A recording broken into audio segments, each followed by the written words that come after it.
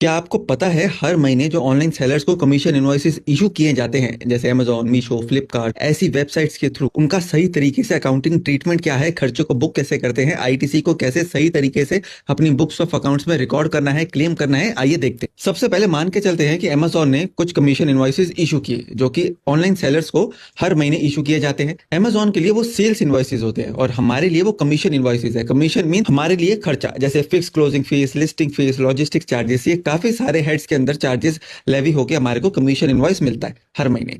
Amazon के लिए वो एक सेल्स इनवॉइस है, यानी टैक्स इनवॉइस। उसने सेल करी, सेल ऑफ सर्विसेज, हमारे लिए वो खर्चा हुआ, तो उस खर्चे को मैंने अपने पीएनएल अकाउंट में बुक कर लेना है। डेबिट साइड में हम सारे खर्चे रिकॉर्ड करते हैं, तो ये सारे खर्चे हम सैक वाइज अपनी डेबिट साइड पे बुक कर लेंगे। अब इन खर्चों के ऊपर जो हम जीएसटी पे करते हैं, जैसे आईजीएसटी, सीजीएसटी और एसजीएसटी, ये कमीशन इनवॉइसेज आपको इंटर स्टेट सेल्स के लिए और लोकल सेल्स के लिए अलग अलग इशू किए जाते हैं। अब जो टैक्स इनवॉइस है वो अमेजोन की तरफ से सेल हुई और हमारा खर्चा हुआ, उसका मैंने आईटीसी बुक कर लिया अपनी बुक्स ऑफ अकाउंट्स में। अब उसके बाद उसने कोई क्रेडिट नोट इशू किया। क्रेडिट नोट मतलब अगर अमेजोन आपको क्रेडिट नोट इशू करके देता है कमीशन इनवॉइस के बेस पे, इसका मतलब अमेजोन अपनी सेल्स रिटर्न बुक कर रहा है। अगर उसकी सेल्स रिटर्न है तो हमने हमारे बुक्स में से खर्चा कम करेंगे और आईटीसी जितना बुक किया था उसमें से क्रेडिट नोट वाला जो पार्ट है उसको रिवर्स कर देंगे। साथ ही साथ आपने डेबिट नोट भी देखे होंगे। कमीशन इनवॉइसेस के ऊपर आपको ध्यान से देखना है, टैक्स इनवॉइस लिखा है, क्रेडिट नोट लिखा है या फिर डेबिट नोट लिखा है। डेबिट नोट जहां पे लिखा है दैट मींस कि कुछ एडिशनल इनवॉइस उसने रेज किया है।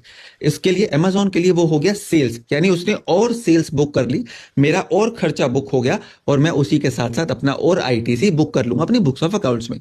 खर्चे में माइनस कर देंगे क्रेडिट नोट वाला टैक्सेबल वैल्यू, डेबिट नोट की टैक्सेबल वैल्यू को ऐड कर लेंगे, तो वो नेट वैल्यू जो आएगी उतना पीएनएल अकाउंट में बुक कर लेंगे। और आईजीएसटी, सीजीएसटी और एसजीएसटी, जितना भी जीएसटी हमने पे किया है उसको मैं अपनी आउटपुट लायबिलिटी हर महीने या क्वार्टरली जैसे भी मैं पे करता हूं उसके साथ सेट ऑफ कर लूंगा।